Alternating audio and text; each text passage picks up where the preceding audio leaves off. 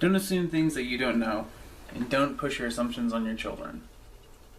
Many parents believe that comic book stores and trading card clubs are useless and frivolous things to do, and don't realize what they really are for the child. Nor do they realize pushing their kid away from this stuff is probably doing more damage than the original hobby would itself.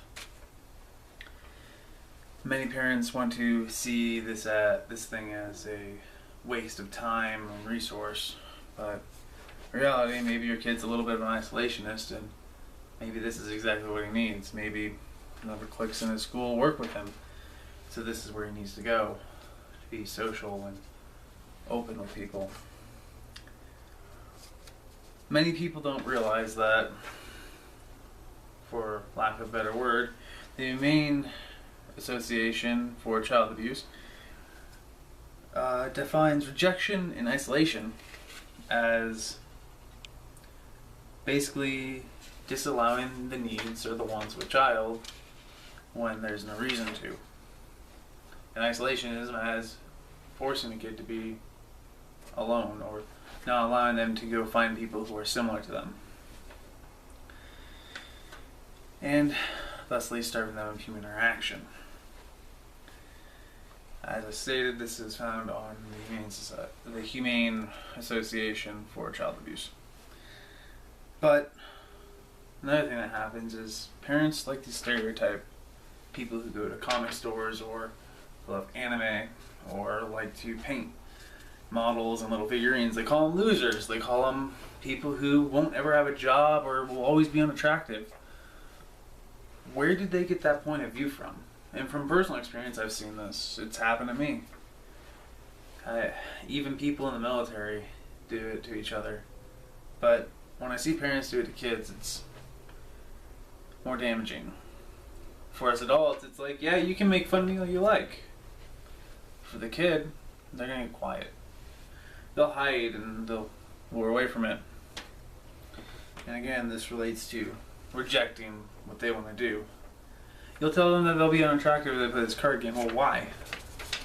Is because there's a stereotype that card players or comic book readers are big, sweaty men who will never find anyone who likes them and have horrible and inept social skills.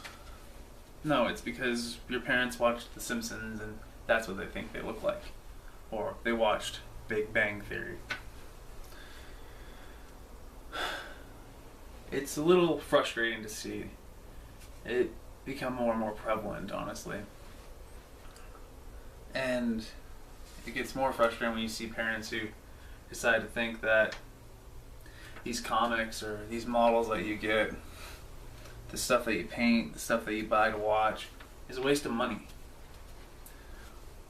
And the thing that bugs me about that is, well, isn't your hobby a waste of money to you? It's not. Oh. Think about it that way. Why is it a waste of money? Is it because it takes up a little shelf space?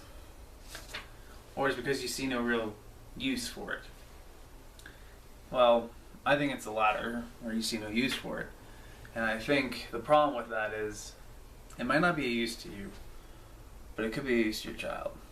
It could be used to them to make friends or to find a hobby that they like. Maybe find a way to express themselves.